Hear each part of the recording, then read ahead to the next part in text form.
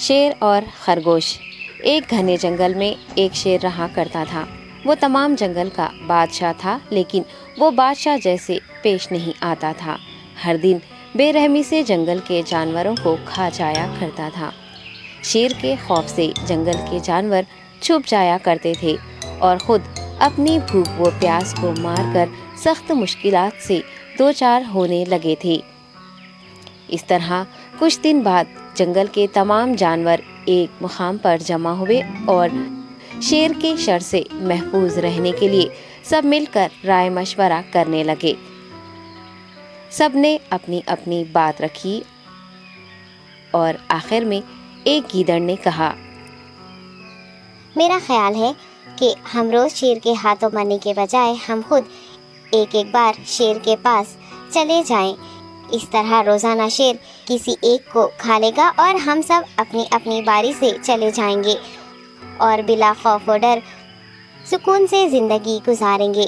گیدڑ کے مشورے پہ تمام جانور رضامند ہو گئے۔ ایک بندر نے کہا، ٹھیک ہے، تمہاری بات بالکل درست ہے۔ موت کا خوف کرنے کے بجائے اپنی باری آنے تک ہم اطمینان و سکون کی زندگی گزار سکیں گے۔ جانوروں کی بات چیت مکمل ہونے کے بعد خود گیدڑ نے شیر کے پاس جا کر یہ ساری بات بتائی۔ گیدڑ کی باتیں سننے کے بعد شیر نے کہا، میں بادشاہ ہوں، اس لیے تم سب کی بات مان رہا ہوں، لیکن ایک بات غور سے سن لو۔ اگر کسی دن مجھے جانور ملنے میں تاخیر ہو جائے تو میں خاموش نہیں بیٹھوں گا اور دوبارہ تم سب پر حملہ کرنا شروع کروں گا۔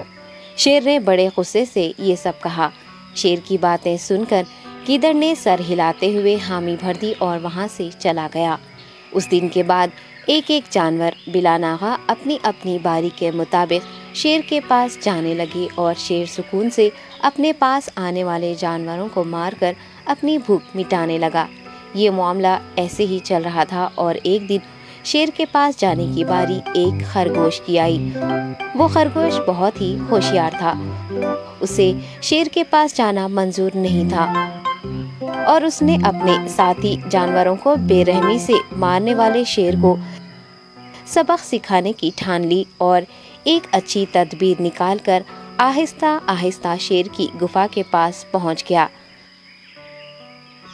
تاخیر ہو جانے سے شیر کافی غصے میں تھا اور خرگوش کو دیکھ کر غصے سے کہنے لگا، میں نے تم سب کو پہلے ہی کہہ دیا تھا، دیر ہو جائے تو میں خاموش نہیں بیٹھوں گا۔ تم نے وعدہ خلافی کی ہے، اس لیے میں جنگل جا کر من چاہے جانور کا شکار کر کھا جاؤں گا۔ تب خرگوش نے شیر سے کہا، معاف کر دیجیے بادشاہ سلامت، غلطی ہو گئی اور اس کا ایک واجب سبب ہے۔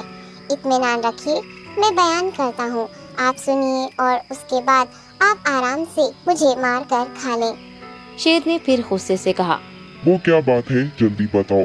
خرگوش نے کہا، بادشاہ سلامت، میں آپ کے پاس آ رہا تھا اور راستے میں مجھے ایک شیر مل گیا اور مجھے مارنے کے لیے آگے بڑھنے لگا۔ میں نے آپ کی بہادری کی بات اس شیر کے سامنے رکھی، لیکن وہ شیر آپ کے بارے میں بہت برا بھلا کہنے لگا۔ یہ سن کر میں نے غصے سے کہا، تم ہمارے جنگل کے نہیں ہو، ہمارے بادشاہ کے بارے میں ایسی باتیں مت کہو۔ یہ سن کر وہ شیر مجھ پر حملہ کرنے کے لیے تیار ہو گیا۔ یہ دیکھ کر میں نے کہا، تم مجھے مارو گے تو ہمارے بادشاہ تمہیں ہرگز نہیں بخشیں گے۔ تب اس شیر نے کہا، تمہارا بادشاہ میرا کیا کر لے گا؟ میں نے کئی ہاتھیوں کو اپنے پنجے سے مار گرایا ہے، تمہارا بادشاہ ہو یا کوئی اور ہو، میرے ہاتھوں بچ نہیں سکتا اور میرے سامنے کوئی ٹک نہیں سکتا، میں اسے ختم کروں گا۔ یہ سب بدتمیزی کرنے لگا۔ میں نے اس شیر سے کہا، تم ہمارے بادشاہ سے آ کر بات کرو۔ تب اس نے فخر سے کہا، میں کیوں آؤں؟ تمہارے بادشاہ میں دم ہے تو اسے ہی یہاں لے کر آؤ۔ یہ کہہ کر مجھے دبانے لگا۔ بادشاہ سلامت، اسی لیے آنے میں تاخیر ہو گئی۔ یہ سنتے ہی شیر غصے سے کہنے لگا، چلو ابھی چلتے ہیں، اسے ختم کر دوں گا۔ یہ سننے کے بعد خرگوش نے شیر کو جنگل کے درمیان موجود ایک کنویں کے پاس لے گیا۔ خرگوش نے کہا، بادشاہ اس کے اندر دیکھیے، وہ وہاں آپ کا بے صبری سے انتظار کر رہا ہے، آپ اسے اچھا سبق سکھائیے۔